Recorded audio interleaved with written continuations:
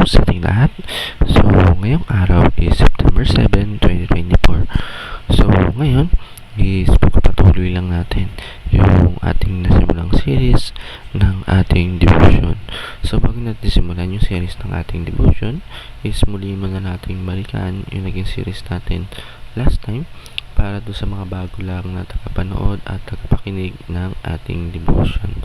So, yung naging series po natin last time is 7 marks of a healthy family. Kumbaga ito naging discussion nung talakay natin. Yung series natin is kada araw ng ating talakayan is meron tayong topic na tinatalakay, iba't iba yung about sa family, kung ano nga ba yung naging karanasan ng isang pamilyang nasa Diyos. Kung yung isang pamilya natin ay mayroong salita ng Diyos at naniniwala sa Diyos, ano nga ba yung kinahentungan nila or ano nga ba yung blessing na meron sila. And syempre, kailangan yung pamilya natin is nasa Diyos. Yung nasa poder ng Diyos is naniniwala sa Diyos, nagtitiwala at may guidance ng Diyos. Kasi pag wala, pwedeng pamilya natin is makasama or yung henerasyon ng pamilya natin is mapabaluktot tandaan. Kaya pag merong Diyos, is mapapamana natin sa susunod na henerasyon natin kung ano ang kagandahan na tinuro sa atin ng Panginoon. So, yung series na talakay natin yung araw is 7 pillar in complete trust in God. So, nauna, di ba, power, plan, wisdom, providence, providence ngayon, provision. So, ngayon, ito naman yung sa atin is yung trust in God, providence.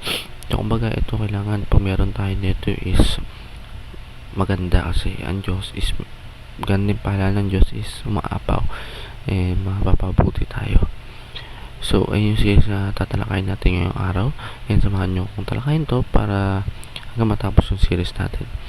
So Bible verse talakayin natin yung araw is Matthew chapter 6 verse 26 to 27. Sabi dito in Tagalog, "Bastan nyo ang mga ibon. Hindi sila nagtatanim ni umaaniman o kaya nagtitipon sa kamalig. Ngunit pinapakain sila ng inyong Ama na nasa langit. Hindi ba tigit kayong mahalaga kaya't mga ibon? Sino sa inyo ang mga pagpahaba ng kanyang buhay at kahit sinong oras sa pamamagitan ng kanyang pagkabalisa?" So, nakita niyo naman, diba, sabi dito yung ang Diyos is yung pinaka-best provider. Kumbaga, so, sa una natin katuruan, providence has 3 meanings. So, una is preservation. God is ultimate preserver. So, una, diba, sabi nga sa Bible verse, yung Diyos ang nag-provide. Gaya ng ibon na hindi naman sila marunong mag-ani, magtrabaho, pero pinapakain pa rin sila ng Diyos natin. Grabe, diba? Pinoprovide ng Diyos sa lahat. So, una dito rin, preservation. God is ultimate preserver. So, si God is yung creator. Yung nakikita natin lang, ito ba, puno, hayop, mga tao, diba? Ginawa niya na, tapos iniwan niya na, parang i-create ko to para sa aking mga anak, sa aking mga tagapasunod, tapos iniwan niya na siya, yung naging preserve niya yung mga bagay para sa atin.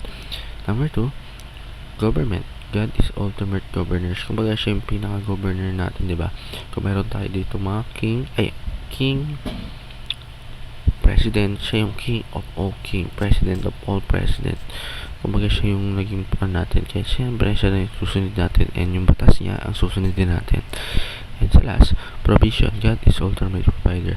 Diba nga, sabi nga dyan, diba yung mga ibon, hindi naman sila marunong mag-ani o magtrabaho, pero pinapakain pa rin sila kasi pinapapay ng Diyos yun para mabuhay sila kasi meron silang tulong or ambag dito sa mundo natin. Kagaya natin, pinapapay ng Diyos ang lahat ng kailangan natin.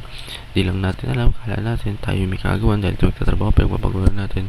Hindi, ang Diyos ang provide nun.